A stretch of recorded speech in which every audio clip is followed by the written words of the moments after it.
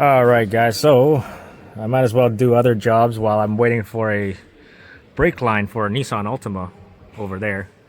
I'm waiting for the rear brake lines for it because, yeah, the rear brake lines are no good on that thing. I've already heated up the flare nut to make sure it cracks loose, and also the bleeder screws for the caliper. So that's still waiting for parts. But while I'm waiting for that, I might as well do another job. There's also another car behind me that's also, waiting. So we're pretty busy today. But I wanted to make you guys a video for a 2019 Honda Civic. This thing needs a starter. This is actually the first starter I've ever done on a 10th gen Civic. This thing has a 2-liter in it. So this customer's complaint was, while he was filling up gas and then he was done filling up gas, went to start the car and it wouldn't start. So yeah, it happens just like that. One day you're filling up gas, and then once you're done filling up gas, then it just doesn't start. So yeah. Anyways, what I'm gonna do is I'm gonna disconnect the negative battery terminal on the battery. And then I'm going to remove the entire skid plate underneath, and then the starter's just right underneath the intake manifold. So yeah, not too different from other Honda engines like the CRVs and stuff. But well, anyways, let's get right to it. All right, so as I was saying, this is going to be like the first time I've ever done a starter on one of these. So I think I might have to take off this lower engine mount, remove this exhaust. Because yeah, these, I don't want to say that these starters are garbage, but anyways, so you got the one bolt that's up there, right, and then the one bolt down there, and then you got the connector right there, as you can see, connector right there, and then your positive cable right there. So everything you can see from the side here, just you just got to get to it, which is right over here. So take the bracket off. I'm gonna see if I need to remove this exhaust to just give me some extra room, but if not, I can probably try to reach my arm around to get those bolts out, and then get the bracket off for the intake. This bracket right here. Oh, too bright. Yeah, this bracket right here. So yeah. Anyways, let's get started. So, anyways, I removed the exhaust, but you got plenty of room to work around here.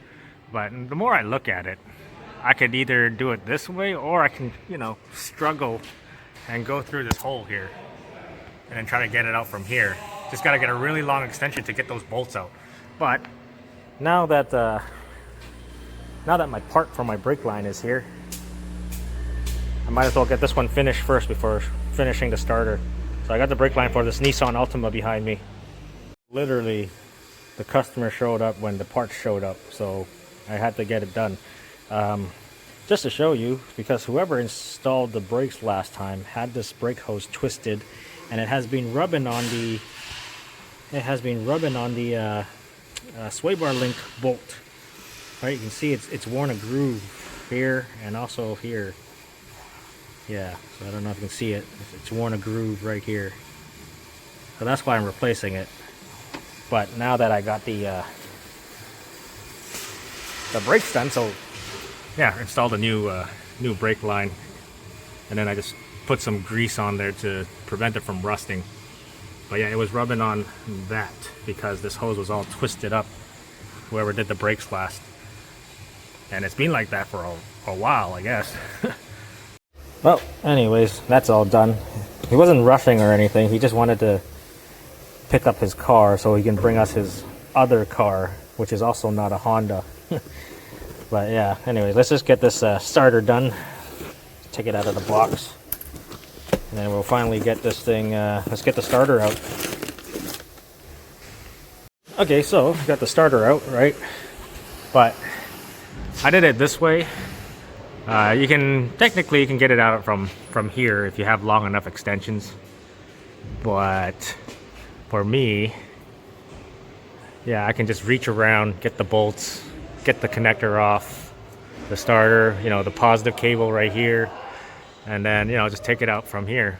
So you can do it more than one ways, but I found that this has a lot of space for you to access to get to the starter. So either way, you can do it from over there or through here. Okay, well, I got the starter in, put everything back, exhaust and the bracket, but If you're taking it out, you know, you can just take it out from there.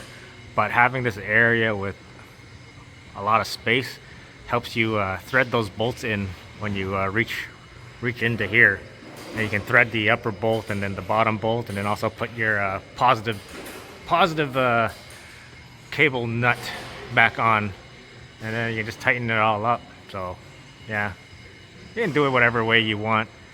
I just don't like having to struggle to put things back. I'd rather remove things, you know, because the exhaust is not that hard to remove. This bracket's not hard to remove, and yeah, it just makes everything easier. But you know, if you want to struggle and, you know, not having to remove stuff and just try to get it out of there, then yeah, by all means. Alright, the only thing left to do is see if it starts. Is key fob battery dead too? Yeah. Oh, and it starts. Yeah, and it dies. Cycle the key because the you know, when you turn the key on or you disconnect the battery, you gotta hold the key against the ignition switch. So there we go. Starts right up. Now it's gonna have to do the initialization procedure.